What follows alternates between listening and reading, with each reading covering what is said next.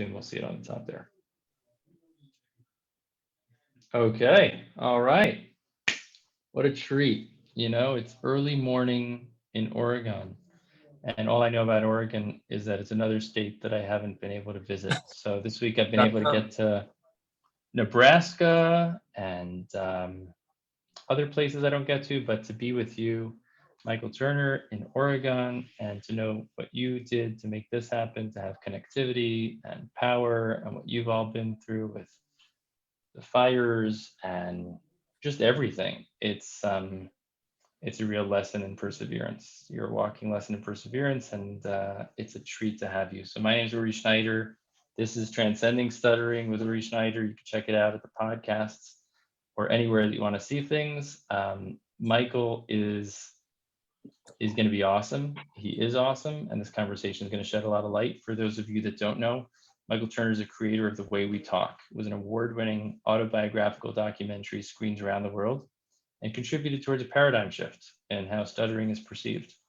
His second feature, which he's working on, and I'll share a little bit, it's called Monument. It's about memory and memorialization and meaning. And it's currently in production. He lives with his wife, Alyssa, and his daughter, Osa, not just in Oregon, but in rural Oregon. It's a big treat. Michael, thanks for joining us. What would you like people to know about you that's not in the bio? Well, I stutter. I didn't mention that.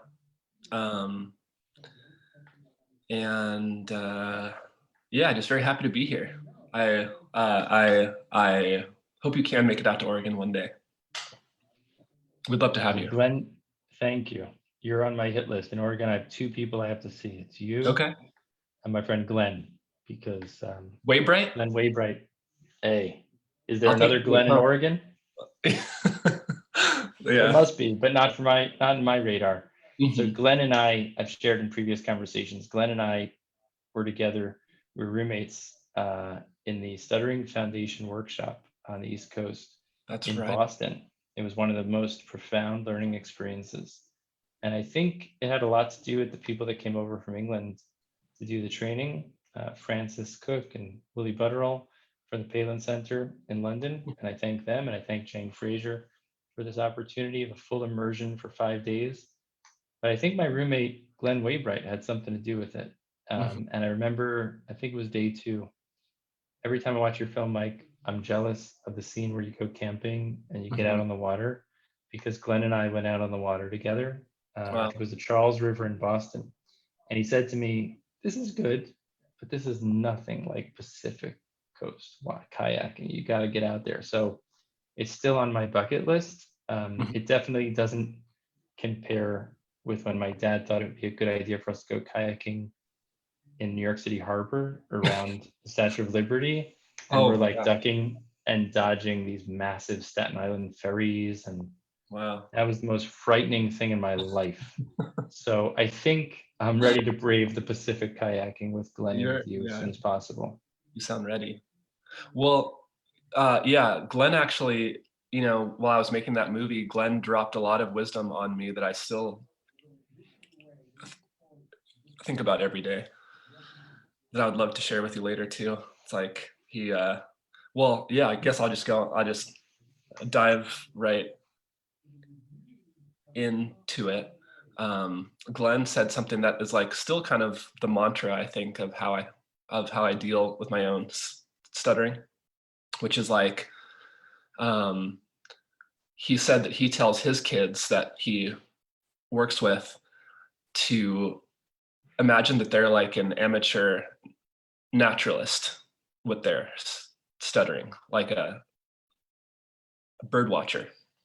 And that he just has them like imagine that each stuttering moment basically is like a bird that comes and lands on a branch, and you just sit there and watch it without emotion, just like, what kind of bird is this? What color is it? Like, how does it exist? And then it flies away. And there's no need to like attach shame to it or any of these other feelings. It's just something that happens. It's like a natural phenomenon. And so that's something that I really try and hold on to in my everyday life. That's awesome. And You, of you course, you mentioned yeah. shame. Yeah. Yeah. So other truth bombs or wisdom bombs from Glenn. This is a great moment to share, and also how that relates to something you told me kind of between the time we scheduled this and getting on this morning. You shared with me your interest in that topic of shame and kind of Mhm. diving in, and it's certainly a theme. In 2004 in the film Transcending Stuttering that we put out, my father chose that as one of the chapters, as Oh, kind of the wow. universal piece from all these people's stories, from every sort of background and every sort of identity, people who stutter going through a phase of feeling shame, of feeling like, and my father says it in the film, he says, guilty is feeling like you did something wrong, and shame is feeling like you are wrong. Right. That's a very powerful piece, and it comes through the stories of so many people in Mhm. that documentary, and I think it relates to people who don't stutter as well, but certainly in the stuttering journey. But from Glenn or from shame, if you wanted to just jump into that, I know you were telling me how you're diving into that. Yeah, it's like a pretty big topic. I think I think I've just kind of been thinking a lot lately about like the sort of outsized role that shame's had in my life. Even now, it's like, and after making that movie and um, becoming a dad and just like life, just all of a sudden, it's not something out there in the future anymore. It's like it's something that you're just experiencing every day, and it's just like a moment to moment thing, like parenthood. Um, and I think like it's forced me to confront just how much shame still plays in to my life when I stutter, and just especially in the past, like having a kid, like my daughter is now 4 and is doing some stuttering. And like I read this book to her actually, which is kind of how all this started, which is called I Talk Like a River. You may have read that one. It's like a new kids book about stuttering. We recently updated our list of the best books on stuttering, and certainly that got a prominent spot specifically for kids, but for anybody. But yeah, if you Yeah. want to fill us in on what that book means, how it resonates for you, and how your daughter received it, that'd be great.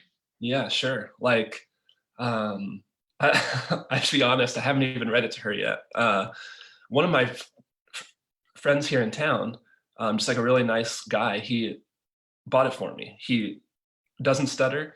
Um, I'm not even sure if I'd really talked with him that much about stuttering, but he bought me this book for my daughter.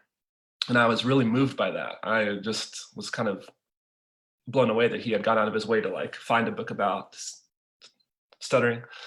Um, and I had asked my daughter one night, actually during our power outage a couple weeks ago, if she wanted to read it, and she was like, "No, I want Bernstein Bears." It's like, okay.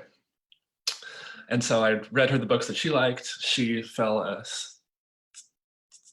asleep, and then I ended up reading this book by myself with like a flashlight, just in this dark house, and just had like a extremely emotional experience. Like halfway through, I was just like sobbing, and I, my like wife came down and we kind of talked about it, and I finished the book and really had like a almost like a cleansing, like emotional experience, which I was not expecting. Like I think since I made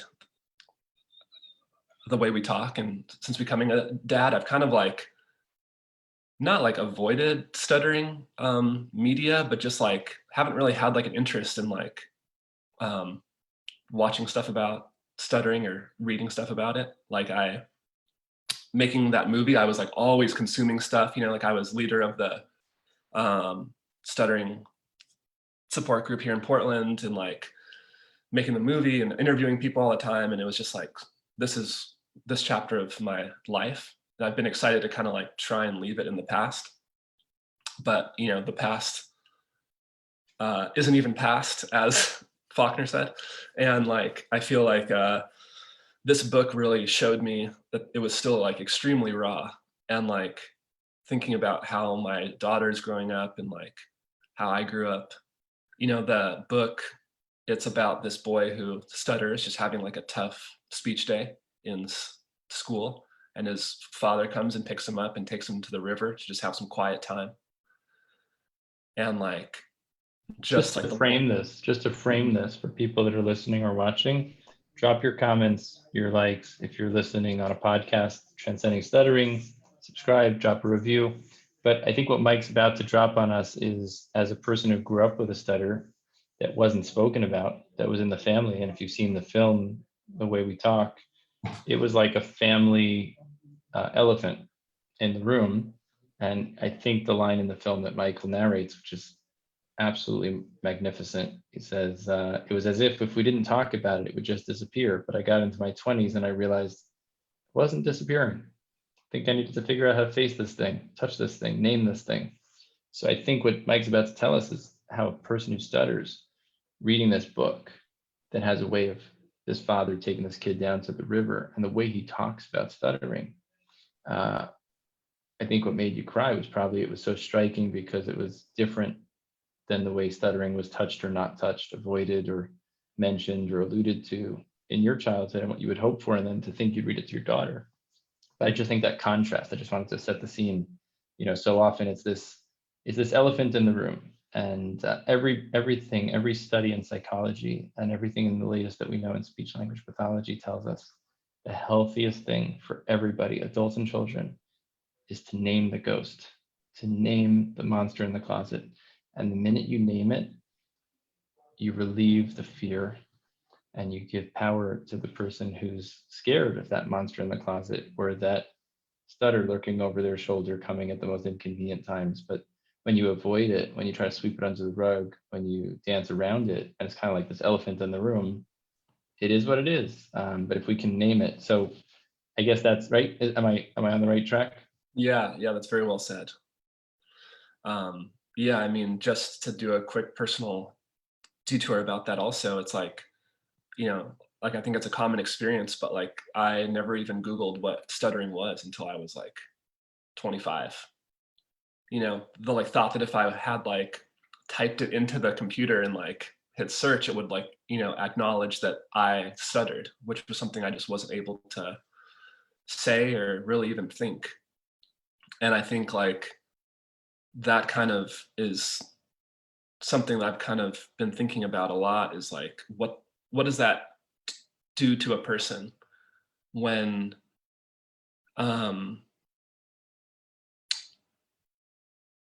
like you're working so hard to deny this central emotional experience in your life, like working so hard to act like it's not there, and like how does that affect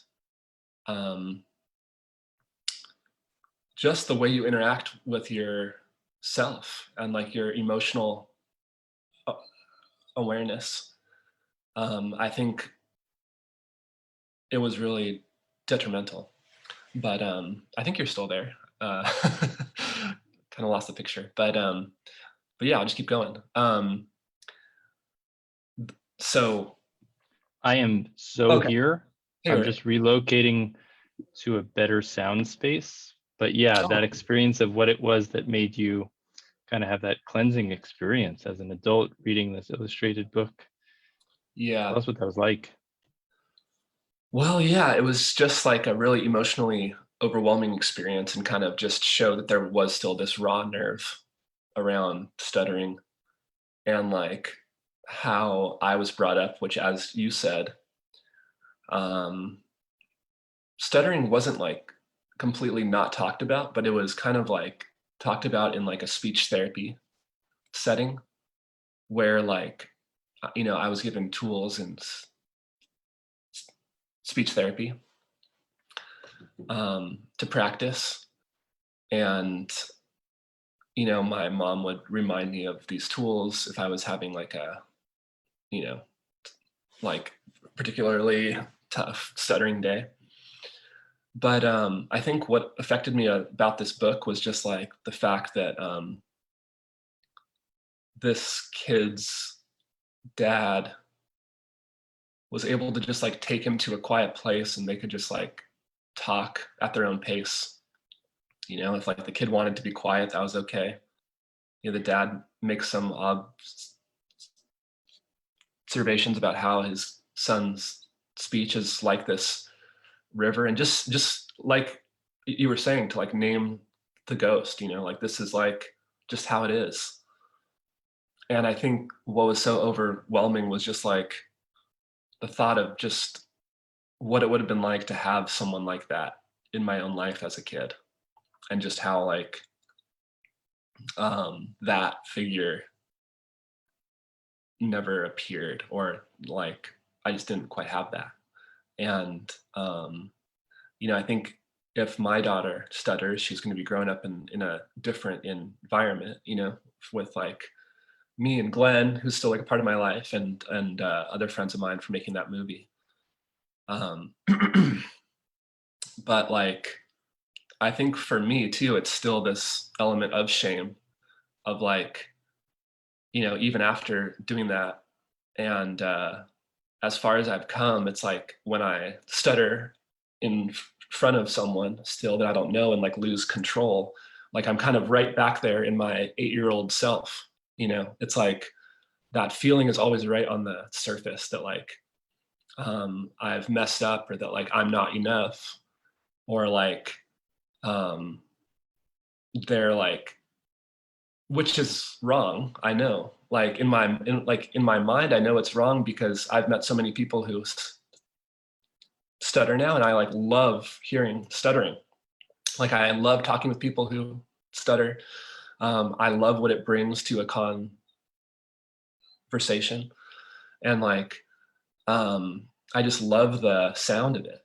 But for me, it's like it's very hard to escape that feeling that when I do it, it's wrong.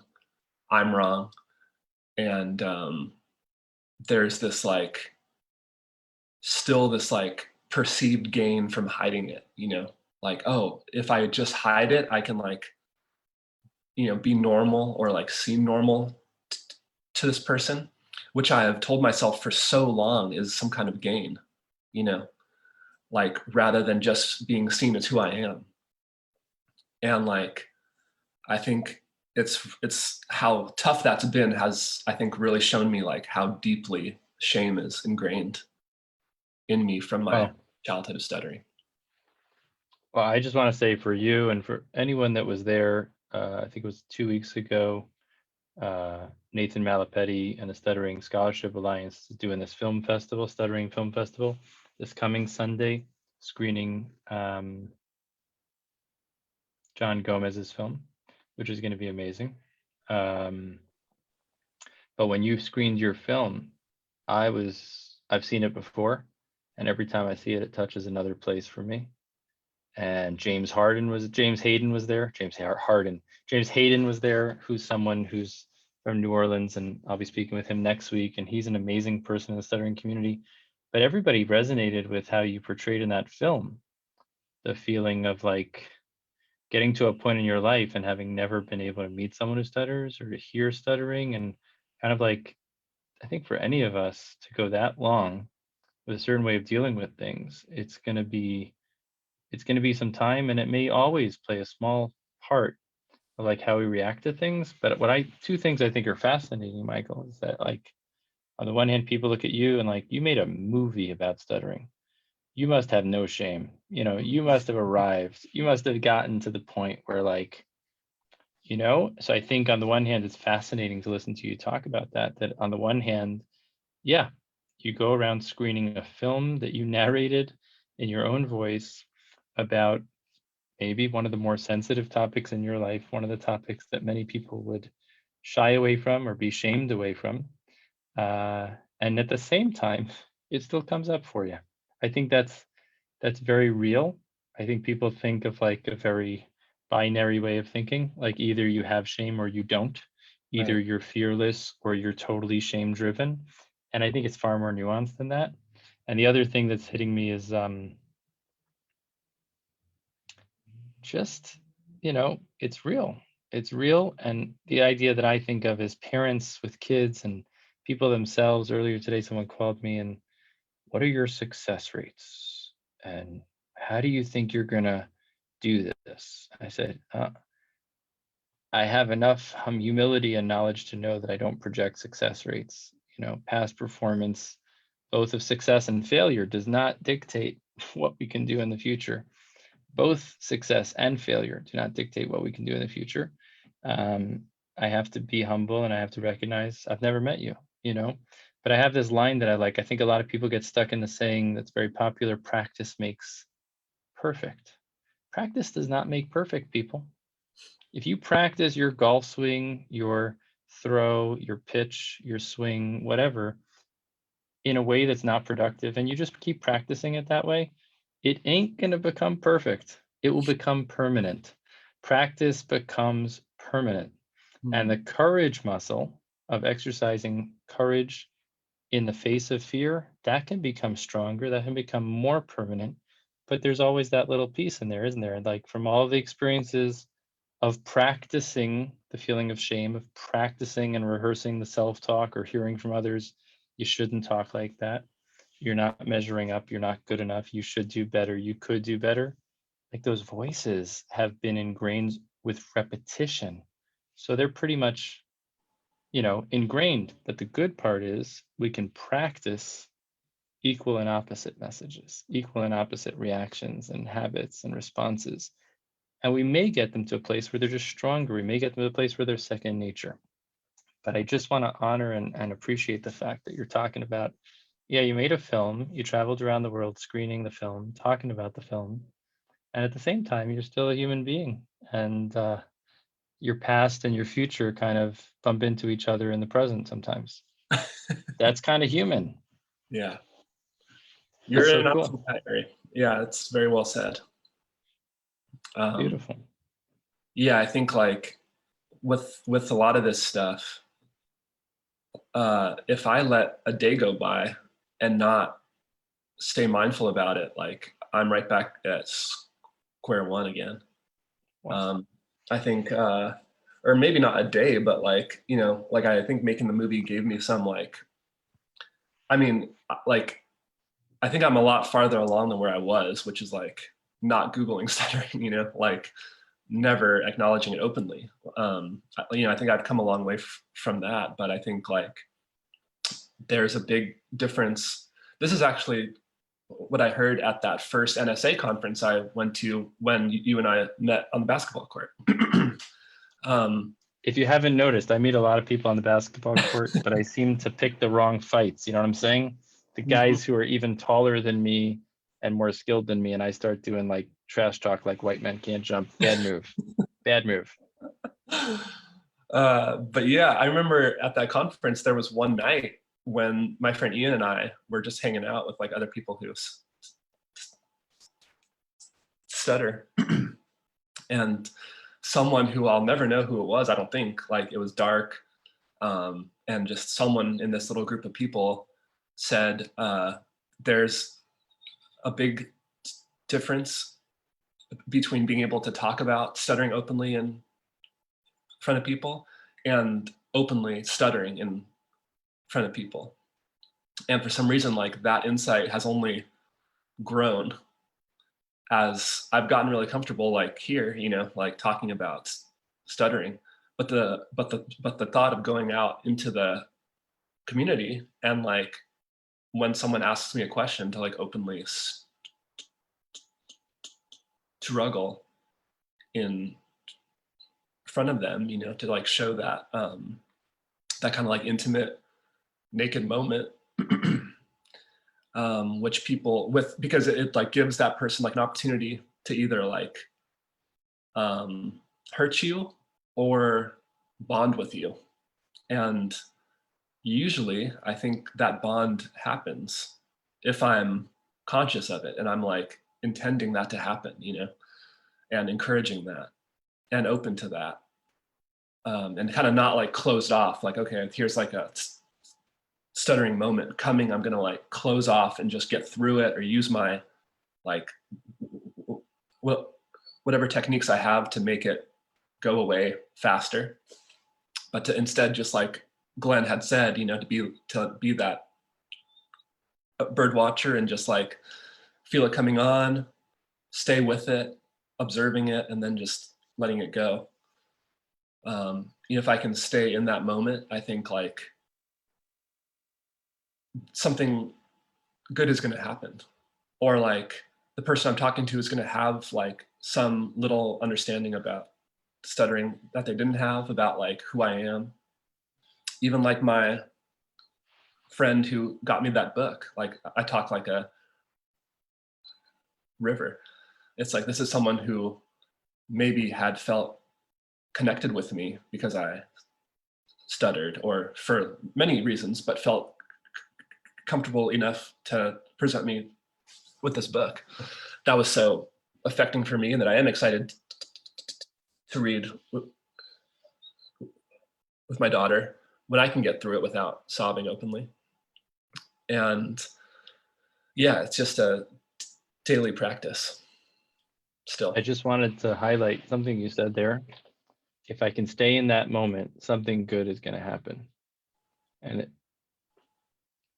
what can I say? I think of a football quarterback. It's like you got to stay in the pocket. You have a bunch of very large people that are all very committed to knocking you out. Not just knocking you down, but knocking you out. Mhm. And the pocket is collapsing.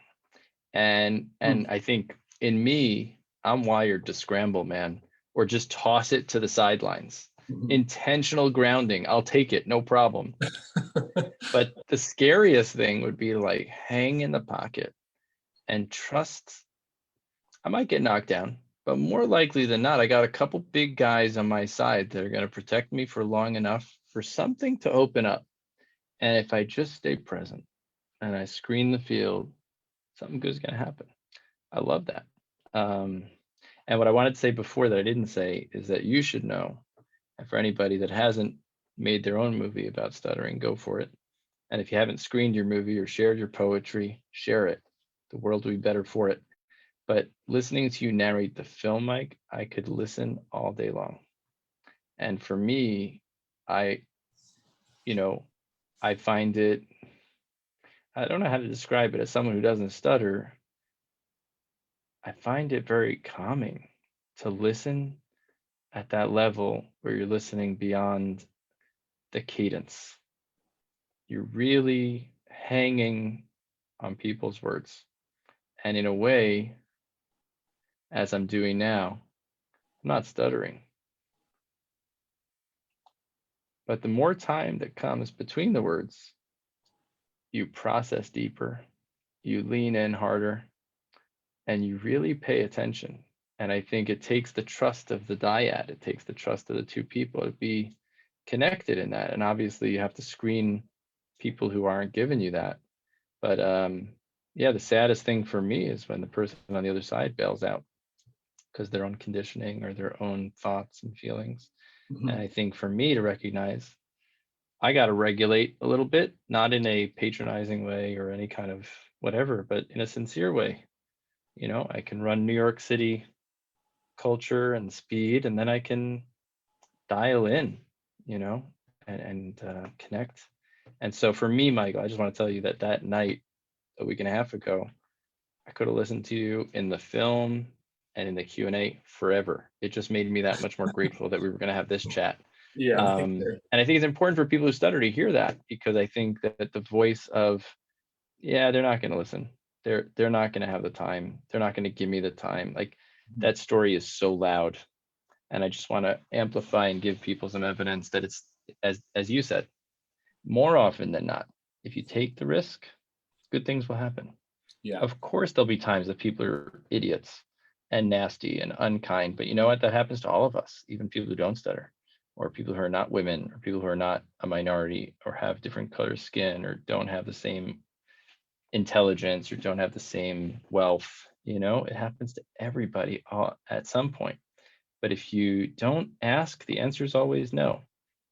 And if you ask, hey, you never know, as they say in New York Lotto.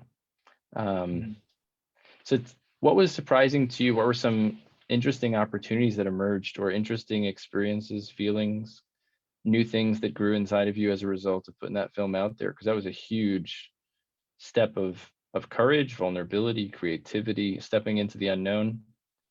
Was there, and then I'm sure you had thoughts of like what it would do for you, but Mhm. maybe there were some surprises too, like unseen upsides. And then we could talk about the new film that you're working on, because I know you're really invested in that too.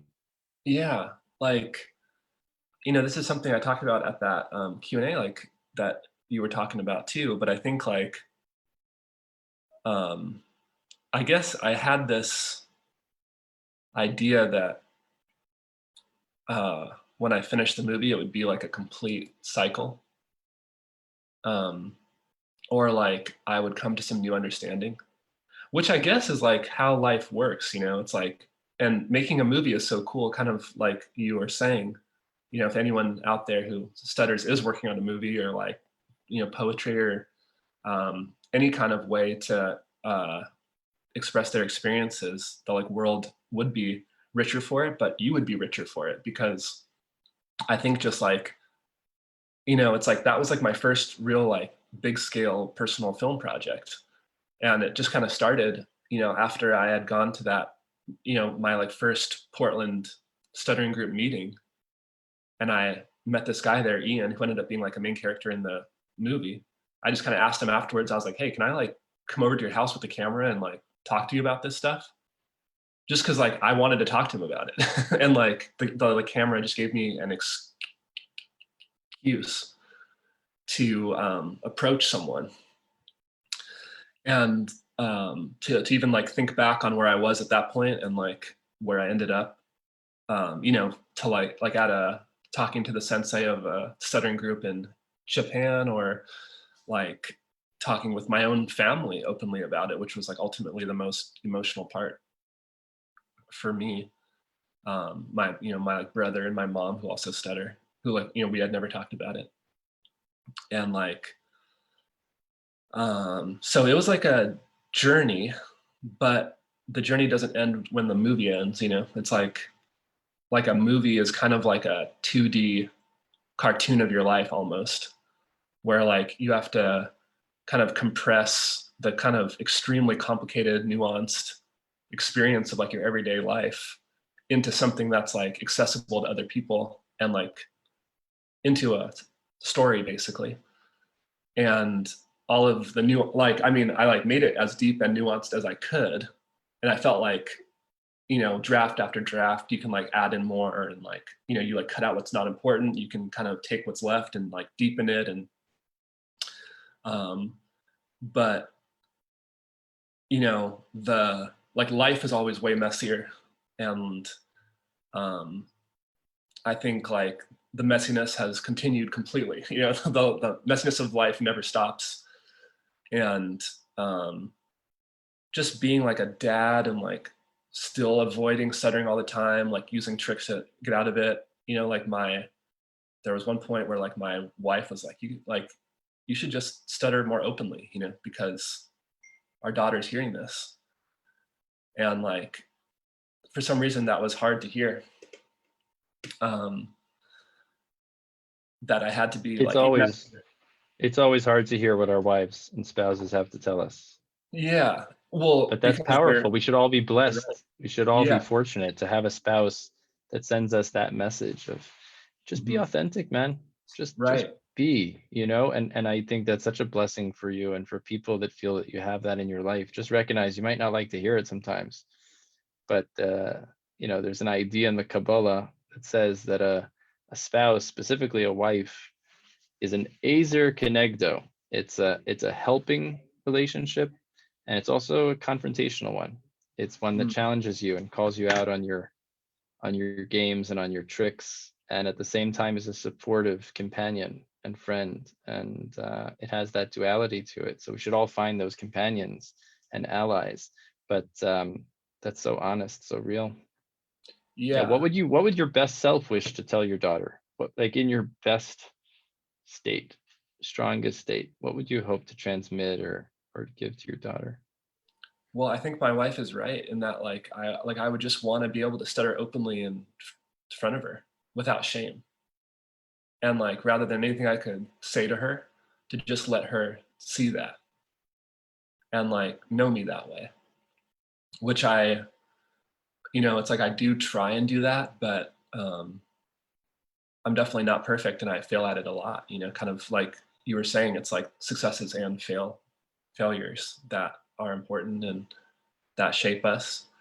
And I think like, when you're a parent, it's like those are like always coming, it's like every day it's like really like, oh, like, I like, it's like you're raising this little person who's like developing their own personality and like they're so like curious and like exploring everything and like they're just like learning so much from you every day. And it's like, it's like she's a separate person from me with like her own attitudes.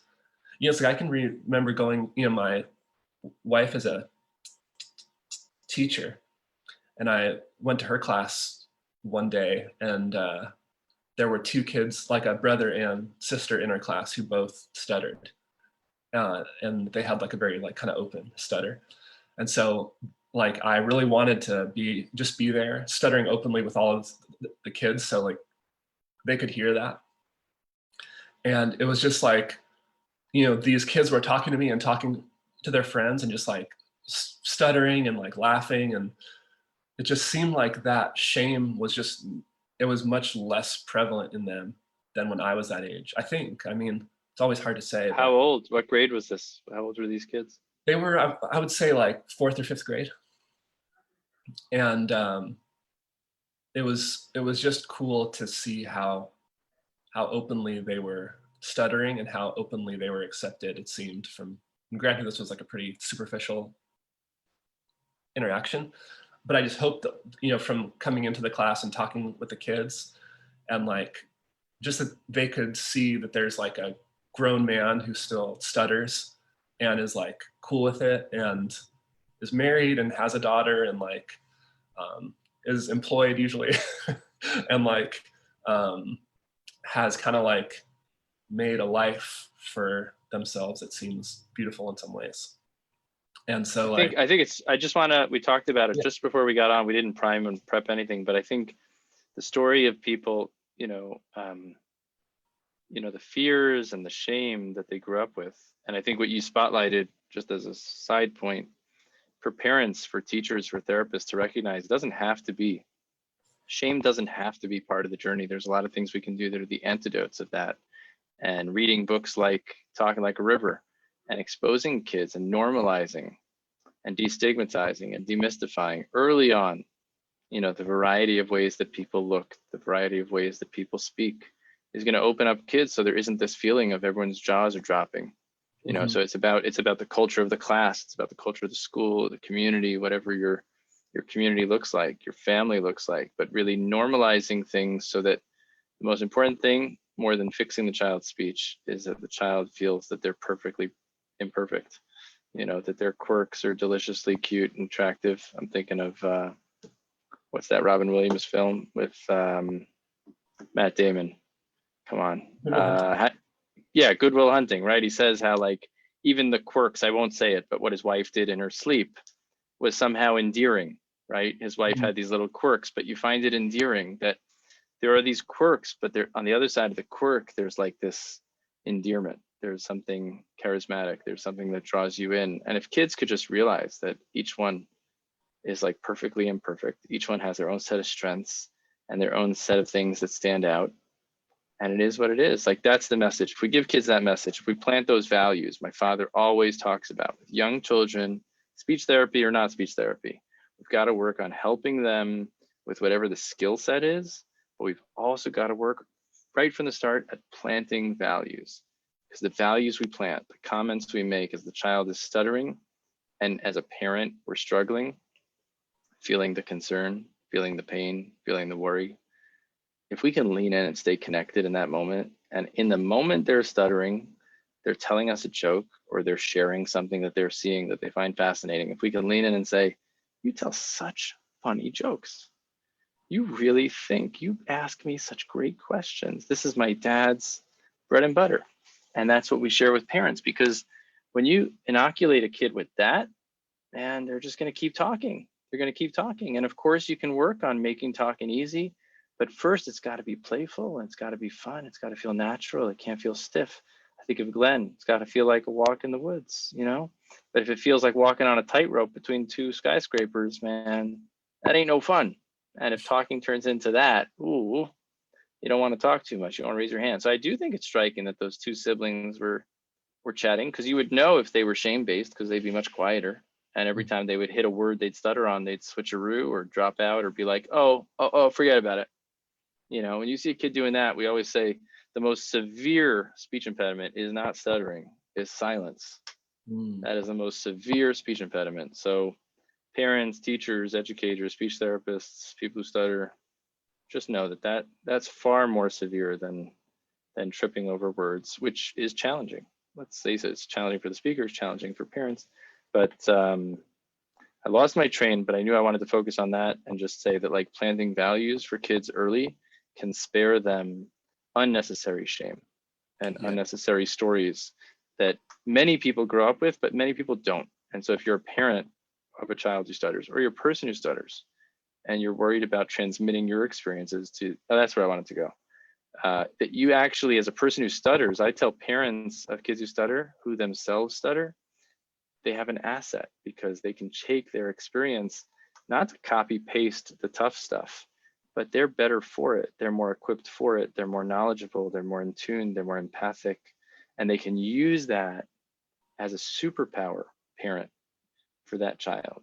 And they can use the crucibles of their experience as an asset in parenting that kiddo.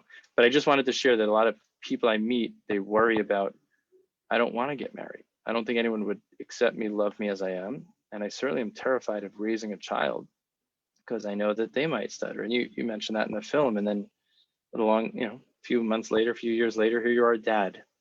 What was that like for you? Kind of, what was that worry? And then getting through that worry, and then raising your daughter. And I don't know if you want to bring us into that, but I think that's a common thread that's also not explored enough yet, about the worry about becoming a parent. Yeah, I think, like, you know, becoming a parent, it's like, I felt like stuttering was like a pretty big deal until I became a parent. And then it's like, there's just so much else. So that's like, I think probably a lot of new parents experience this, where like the world suddenly seems so scary, that your child is this little like being that you just brought into the world is going to like have to navigate this world that it all of a sudden seems like a terrifying place, for real and imagined reasons. And I think like part of that can come back to something like stuttering, where like if my kid does have an issue that makes them feel less than, like, you know, picturing like other kids making fun of them, or like just them having to go through like experiences that I had.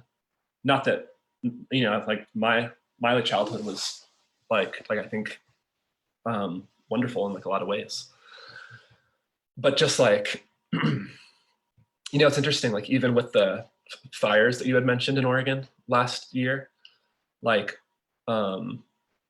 we had this talk too, because like, you know, we got evacuated from our house. It was like a very like kind of apocalyptic scene for like a couple weeks. And we were like, you know, in this like room in like an Airbnb, just trying to like explain to our daughter, like, you know, that our house could burn down. You know, we might not have like a house to go home to. And she was like, oh, well, we'll just make a new house, Dad. Or like, oh yeah, we'll just get some like wood, and you know, oh, we need bricks, you know, we'll just make a new house. It's kind of just like, you know, like the like anxiety that me and my wife are feeling, like it doesn't have to be her experience. And I feel that way with what you're saying about stuttering. It's like, just the fact that I have shame around it doesn't mean that she's going to have shame around it. Like, or at least not nearly as much. You know, I feel like anytime like we're like made to feel inadequate, like I think that feeling of shame does kind of burrow in. And I think anyone who's like, I mean, kids are just brutal, like adults are brutal. And I think there's, you know, people are always being singled out for what makes them different, whether it's like a speech impediment or race or anything. And so So I just think, No, go ahead. oh, well, yeah, I'm just kind of rambling on, but You're not rambling. You're pouring forth the authenticity and insight that is uniquely yours. And I was just gonna say, to amplify what I said before, how I could listen to you all day, and then the feeling of like all of us in front of our parents, in front of our kids. I mean, I remember becoming a dad. I don't stutter. Okay, I got plenty of things that are perfectly imperfect about me, and are sources of all kinds of narratives growing up, and all sorts of concerns that stay with me to some degree. And for the most part, I've worked through a lot, and it took work. It wasn't speech therapy, but it was no less intense, and needed some professional help along the way. And those voices are still there. Like you said, it's like a default. I could still go there, but if I'm mindful, my regular state is much stronger and much healthier. But if I'm run down, I'm tired, I'm stressed, those things are like right there. They just like rear their heads as if they were never knocked out, and they're not knocked out. But I have to be mindful. But I wanted to share with you, I shared this link. There's this poetry slam, and it's also a video. It's technically about bullying. I don't know how to pronounce his name. It's called To This Day by Shane Koizen. And he was a guy who was bullied, and he made an amazing TED talk and then a video. And I show this almost every presentation that I give. But what he says, Michael, he says, for all of us who were bullied, for those of us that were our body shape, or the color of our skin, or the things we said, or whatever it was, we got teased and bullied. And first of all, we're survivors. You know, if we made it, we're survivors. And sometimes just getting through is a win. And some people don't get that. Like just waking up and doing your thing. Sometimes that's like a very big triumph for people in their personal journeys. But what he says in this poetry, he says, for the woman who's got a facial deformity, or she's got a different thing on her face, she's got a beauty mark that covers half her face, and her whole life she was called, you know, a mistake, or like, you know, God designed her and his pen slipped, all kinds of nasty things. He says in the poetry slam, he says, to that woman's daughter, when that daughter looks in the dictionary, what's beauty? It's a picture of his mom. wow. Isn't that powerful? And Yeah. so I think for kids, I'm reminded of this all the time, you know, with all the worry that I have. If each day I can try to be the best version of myself that I can be, with all the shortcomings that I have to this day, they still look up at like role model or dad or man, and I'm that prototype. And for people who stutter, I think so often there's this inner narrative of what my speech means to me and how acceptable it is and how much I tolerate it and how much I think the world tolerates it. But as you just demonstrated, you guys are like thinking you have to have this very serious conversation about what it means to lose a home, and you're having that experience with yourselves. And your daughter's like, but dad, we'll have some bricks, right? We'll just build it up. Like, you know, so kids are so impressionable. And I think what you don't realize is, Michael, you and your wife, what you've given your daughter. Like, I would entrust you with if I had like souls to dish out, like I would put one in your care, you know what I mean?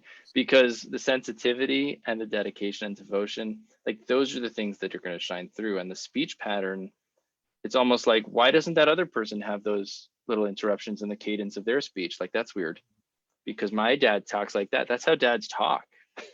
You know, it's interesting how we can create these impressions of what's normal and what's abnormal. And what the heck is normal anyway? Totally. Yeah, it's really powerful. Monument. Tell us about Monument. We'll take another 5 minutes. Tell us about the upcoming film, because it's not about stuttering, is it? Well, no, it's not. No, but you know, like the way we talk, to me, was about my grandpa who stuttered. Like, you know, obviously the film kind of is more of like a personal journey, but like when I first dreamed of that movie, what I saw was like a picture of my grandpa on this like big movie theater screen, and just like seeing him, this picture of him, while like the camera slowly zooms in, and like talking about him. And that's kind of like how that movie started. And I feel like if there are two things that fed into me as a kid and kind of shaped who I am, it's stuttering and also being in a family of Holocaust survivors, you know, like going to synagogue every Saturday and like flipping to the back of the prayer book and reading like Holocaust stories that were in there. And like, you know, my grandma was like a big part of my life, and she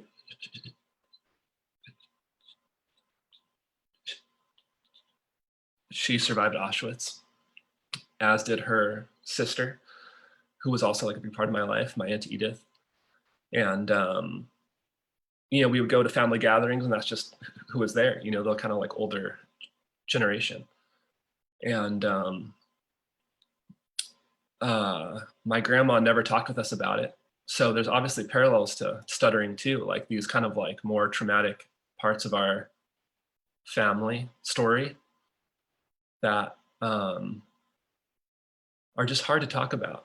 And like, you know, even like while I was in Hungary shooting this movie, I was like in a cab with this Holocaust tour guide who's like a young mom.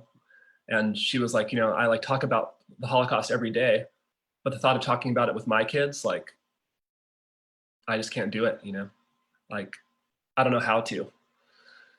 And I just thought this is a person in Poland who's a Holocaust, or Hungary, who's a tour guide.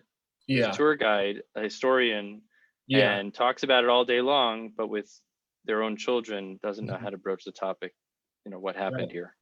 Yeah. And so, yeah, I think it's just like, you know, for me making these films, it's like a practice of just like finding some area of my life that's like sensitive or like vulnerable, and like trying to figure out why that is and like how to bring people into that space. And so,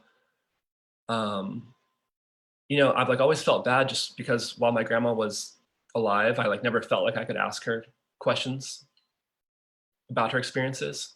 Like when I was like a kid, I would ask her things, and she would just kind of shut down and end the conversation, or say some like very short anecdote that would like leave me with more questions than answers. And so it like wasn't until she died that like a space opened where I felt like I could actually finally like interact with her, as paradoxical as that seems. Which was true with my grandpa and stuttering too. You know, it's like I felt like, you know, he had died, but I could watch home movies of him and like hear him stuttering in it and feel like he was with me on this journey.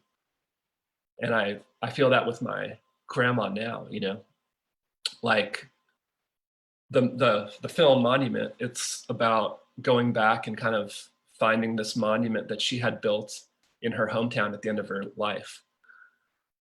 After the war, yeah, this was like in 1996. So I was still like a kid on the verge of being a teenager, and she went back and built a monument there. She hadn't been back to Hungary in like 50 years. She finally went back and like had this terrible experience there. And so it was like, I need to, you know, like any evidence that like her family and her community had lived in this town was gone. You know, the synagogues had been turned into other things. Her father's bakery was an apartment. And like, she just couldn't find any evidence that Jewish people ever lived in this place. And so she decided to do something about it. And I think like that feeling, like as a parent, like as like a new parent, also really hit home with me. Like, you know, I'm not gonna become president of the United States and change policy, or like, but it's like okay, we got someone taking care of that. You have a different job. What do exactly, you know, like we all try and make good, like positive change in the world in our own way, like with the tools we have. And I feel like my grandma did it in her own way, you know, to like try and leave a monument in her hometown, just so the people there would like be warned, I guess, what happens if you like, start seeing people as an other. And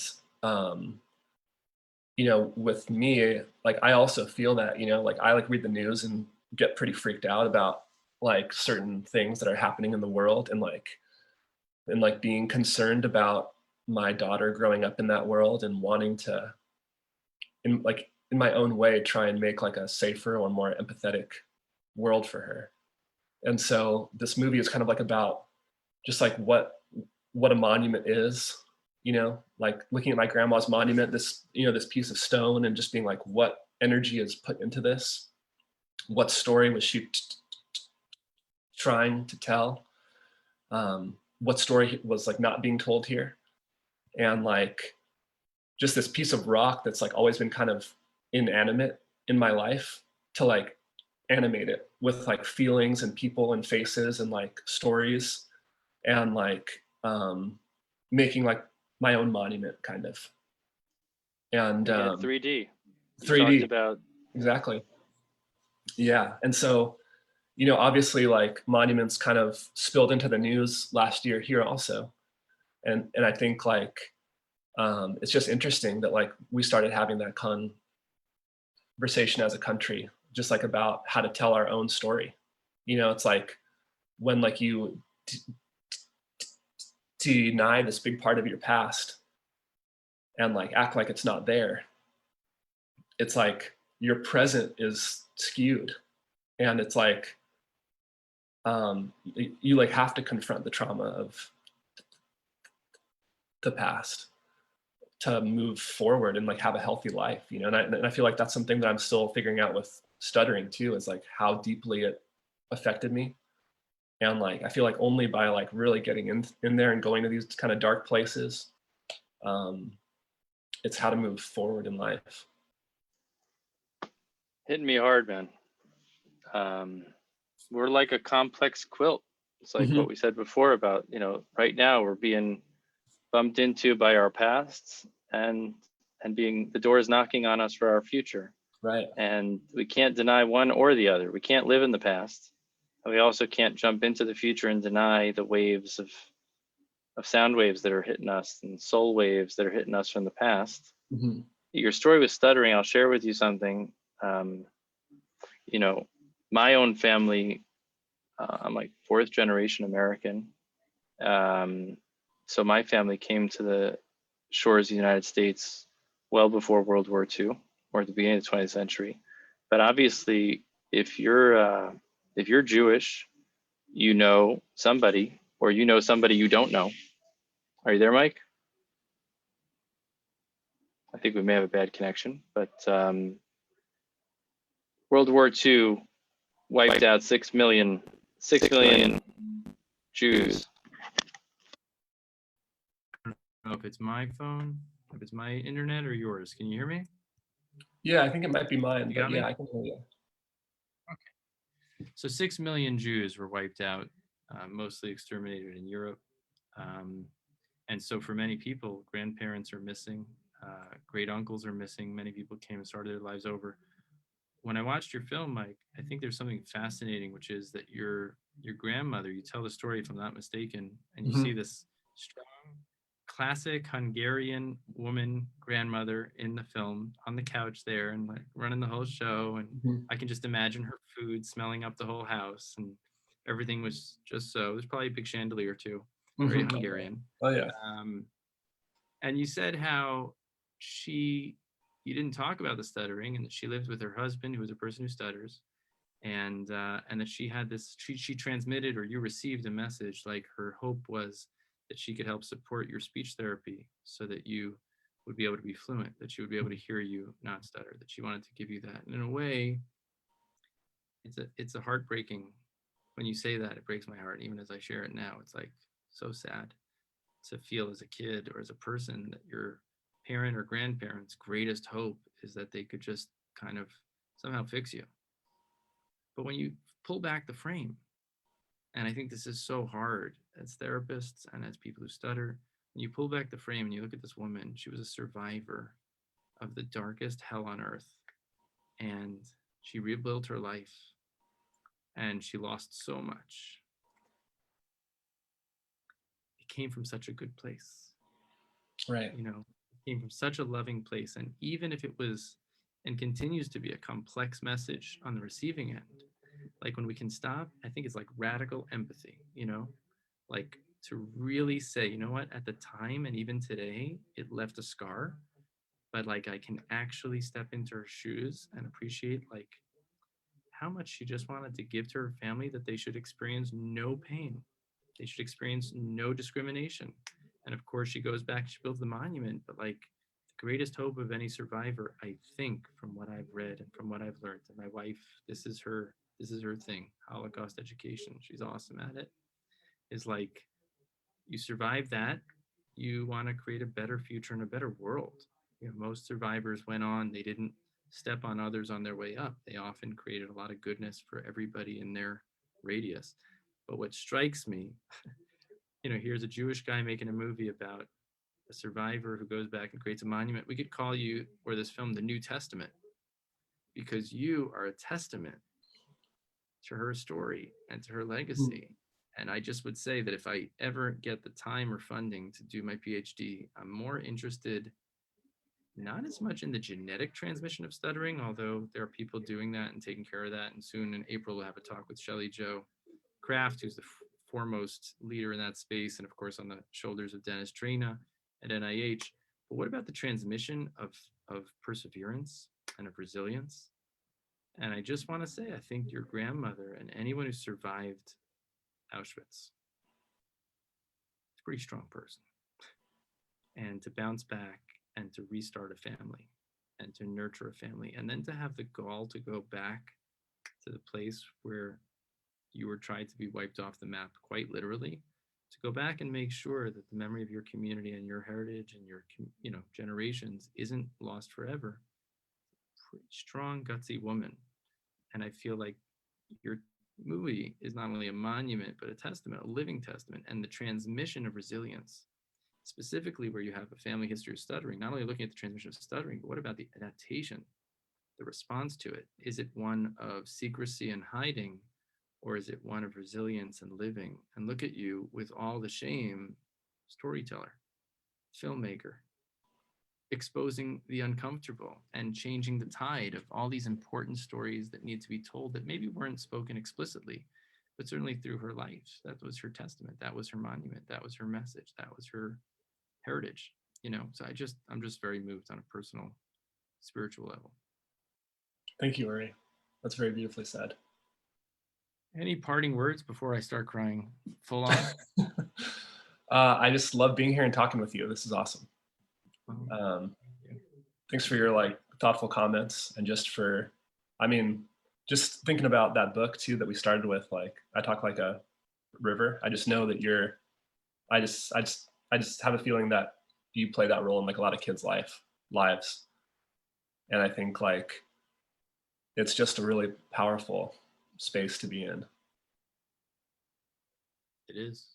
And I tell all of us, remind myself, it's a powerful space. You have the power to make a very lasting impression that could haunt someone for their years to come.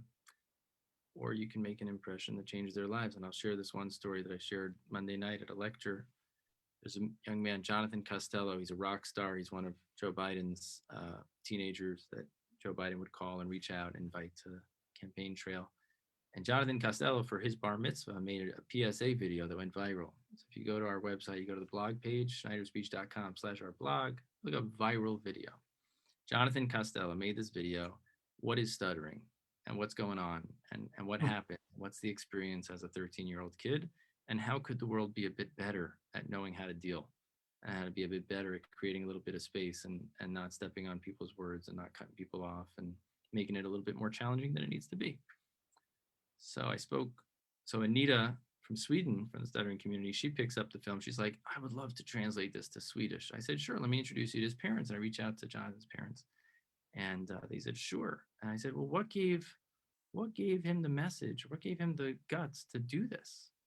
He said, well, when he was 8 years old, 5 years before his bar mitzvah, he drove down to this speech therapist in Riverdale, New York, Guy's name is Dr. Phil Schneider, my father, who's still doing his thing as well and better than ever. And this 8-year-old kid who stutters walks in, and they drove quite a distance to come.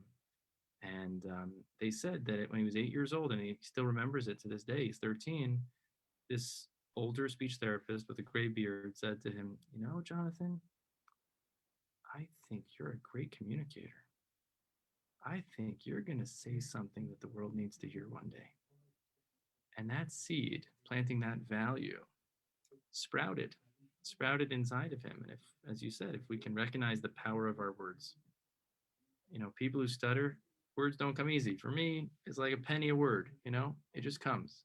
Person who stutters, is it worth it? Is it meaningful enough? Is it worth the effort? Is it worth the exposure? I call that like word economy.